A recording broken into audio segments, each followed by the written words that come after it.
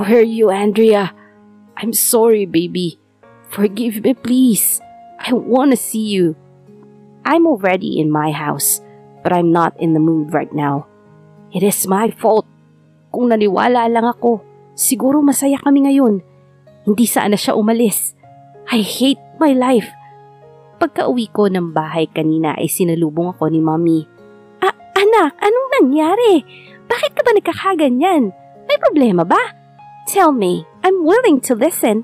I'll not judge you. I know you, anak. Kung hindi mo ko accidentally natawagan, hindi ko alam na may pinagdadaanan ka, anak. Sabi nitong nag-aalala. Mom, iniwan na ako ni Andrea. Kung naniwala lang sana ako sa kanya, sana magkasama kami ngayon. Sana nakausap ko sa tiyan niya yung baby namin, Mom. Umiiyak kong sumbong sa kanya. Ang manhid ko kasi. Naniwala ako kaagad sa litrato na yun. Naging sarado ang isip ko. Kung nakinig lang ako sa paliwanag niya, andito lang sana siya, Mom. Sabi kong humahagulgol ng iyak. So you mean Andrea's pregnant? Hindi ka naniwala na anak mo yung dinadala ng girlfriend mo? Sabi niya. Exactly, Mom. Nasabihan ko pa siya ng masama, Mom. Sana mapatawad niya ako. Hindi ko sinasadya yung mga nasabi ko. Nasabi ko lang yun kasi galit ako, Mom. Ay, sige na anak, magpahinga ka na muna. Tutulungan kita na hanapin yung anak mo. Sabi ni Mommy. Gumaan tuloy ang pakiramdam ko. Parang nabunutan ako ng tinik. Salamat, Mom. Sabi ko. Han, look at our son. Kawawa naman siya. He doesn't deserve this. Help me to find Andrea, please. I'm sorry, Han. But for me, if he really loves Andrea, he needs to find her. We're not going to help him. Hindi dahil gusto niya, ay makukuha niya agad, Han. Kailangan niya din mag-sacrifice. Sabi ng asawa niya na ikinataas ng kilay ko. Hindi ka ba naaawa sa anak natin, Lance? Sinasabi mong hindi natin tutulungan? Anong kahibangan yan? Galit kong sabi. Mayaman sila Andrea, Han. Remember that. Kaya ng family niya na itago siya sa kahit saang lugar. They have lots of money like ours. They are secret millionaires. Sabi nito. Pero Han... No buts, Han. I know makikita din sila. Not now, but soon. Kakainis. Hindi man lang ako pinatapos magsalita. Matagal pa yun. Kawawa yung bata. Yung apo natin. Wala siyang amang kakalakihan. Meron, Han. May kapatid si Andrea. Sabi niya na naman. Pero iba pa din yun. Hindi naman niya totoong anak yun eh. Dahilan kong sabi. Ang kulit mo talaga, Han. Sa'yo nagmana si Marco sa kakulitan eh. Tumatawa niyang sabi sa akin. Tiyak ka na nga? Galit kong saad. Iniwan ko ang asawa ko at lumabas ng kwarto namin. Han naman eh, sana maintindihan mo ko. Gusto ko ding matutunan ng anak natin ang maghirap. Porket may pera si Marcos ay makukuha niya agad?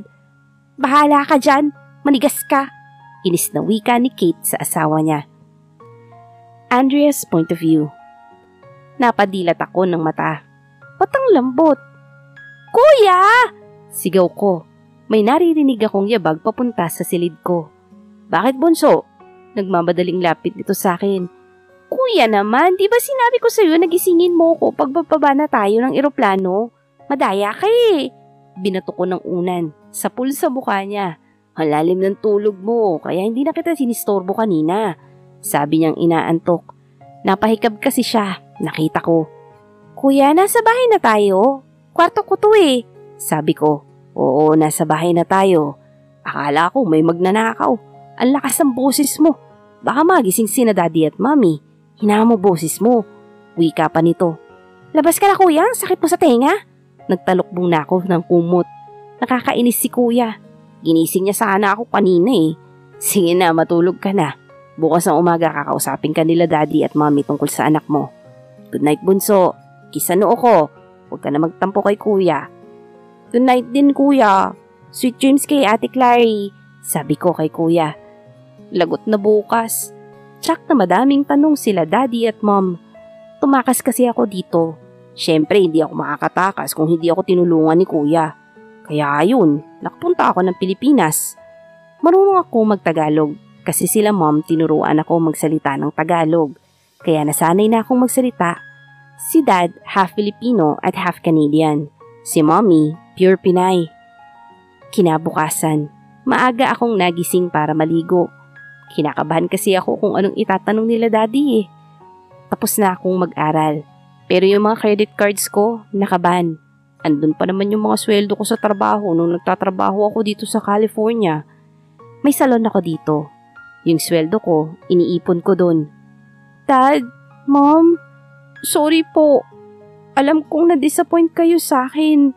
Sana hindi ako tumakas pa para... Don't cry, sweetheart. We understand. You're right. Na-disappoint kami sa'yo. Pero anak ka namin. Ang gagawin na lang namin ng mom mo ay suportahan ka. Sabi ni Dad. Hindi na niya ako pinatapos magsalita. Salamat, Dad. Naiyak kong sabi. Anak, tahan na. Makakasama sa anak mo yan. Hindi ka man panagutan ng ama ng anak mo. Andito lang kami. Hindi ka namin iiwan. Hindi ka namin pababayaan. Mahal na mahal ka namin. Mahabang sabi ni Mom. Napahagulgul na lang ako ng iyak. Iniwan ko sila pero andito pa rin sila para sumuporta sa akin. Salamat po, Mom, Dad.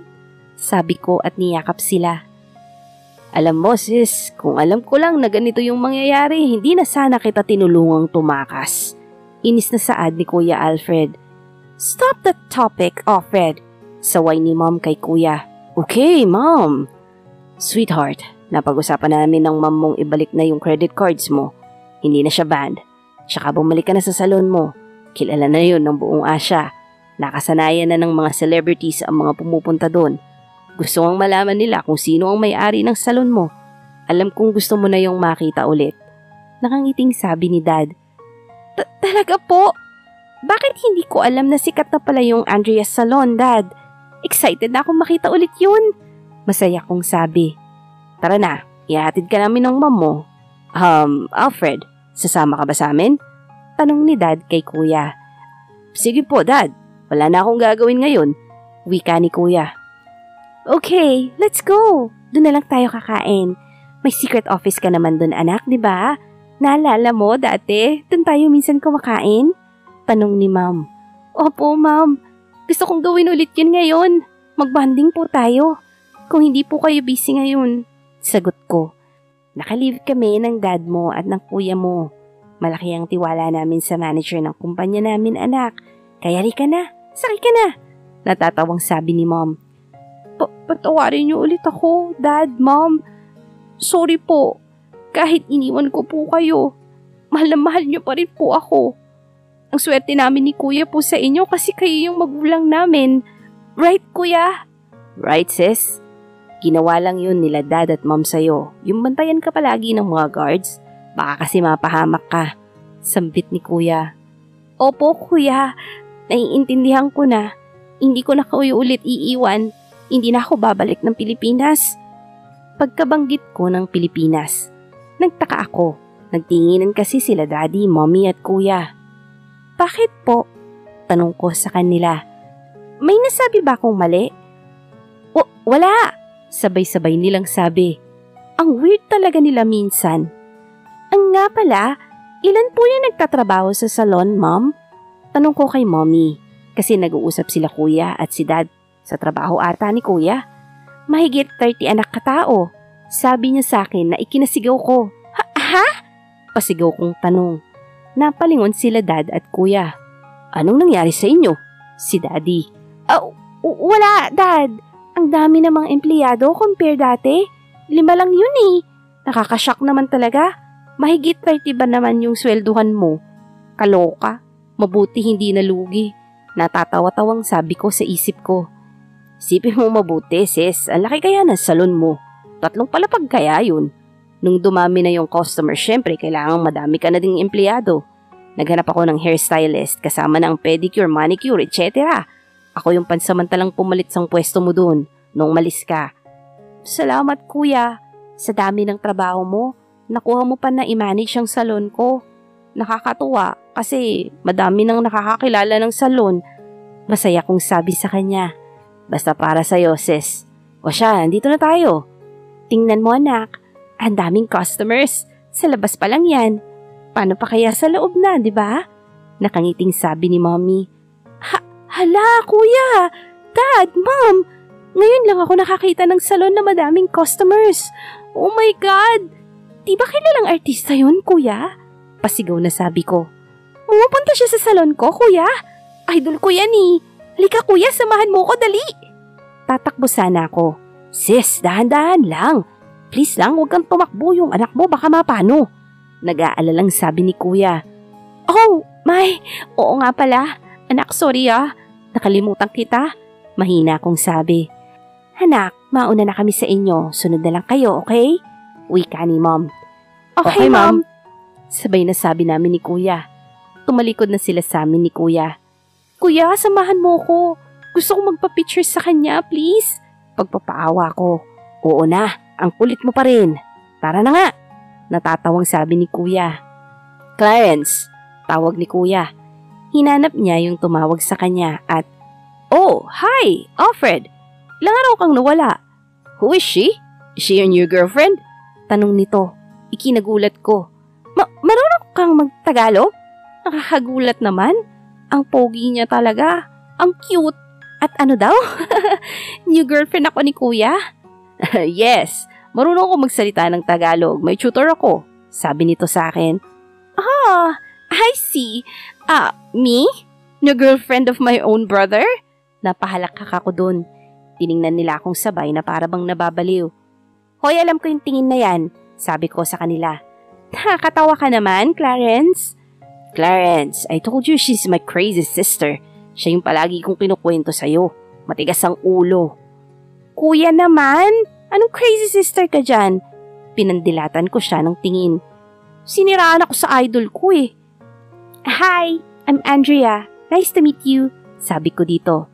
Clarence Rias, nice to meet you too, sabi niya. Pwede bang magpa-picture sa'yo sa loob ng salon at saka pakurot ng cheeks mo? Tawa kong sabi. Andrea de Guzman. Bakit, Kuya? Tanong ko kay Kuya. Ang cute niya kaya? Lagot na bro, pinaglilihihan ka ng kapatid ko. Sabi ni Kuya na napailing. Pinaglilihihan? You mean she's pregnant? Nanlalaki nitong matang sabi. Yes. Tara, pasok na tayo. Ang sakit na ng paa ko. Ako ang sumagot sa tanong niya kay Kuya. Iniba ko yung topic. Naalala ko kasi bigla si Marcus. Nauna na akong pumasok sa kanila. Nasa huli silang dalawa habang nag-uusap. Pagpasok ko ng salon ay napatingin sa akin yung mga artista at model na nakikita ko sa magazines. Hi everyone! I'm Andrea de Guzman, the owner of this salon. Nakangiti ako habang nagpapakilala sa kanila. Na-shock silang lahat. OMG! She's pretty like his... Model ata yun na babae? You're the sister of Alfred Handsome Boy. Narinig kong sabi ng babaeng celebrity. Hindi ko lang maalala yung pangalan niya. Nakakahiya. Lahat sila nakatingin na sa akin. I thought Alfred is the only son of Mr. and Mrs. de Guzman. Narinig kong sabi ng isang model. Don't believe her. Baka nagsisinungaling yung babaeng yan. Alam mo naman na, sabi ng babaeng mataray na pinay pala siya. Ang pangit ng ugali, Hello everyone, this is my beloved sister. She's Andrea de Guzman. Actually, she's the owner of this salon.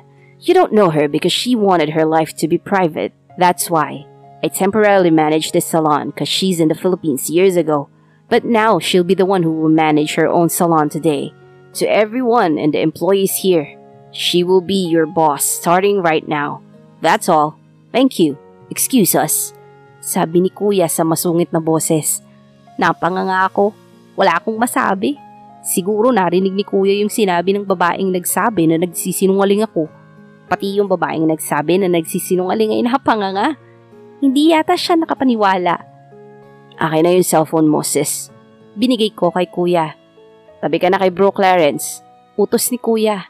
Tumabi na ako sa idol ko at ngumiti. Okay, sabi ni Kuya. Narinig kong tumunog ang cellphone ko at nag-click.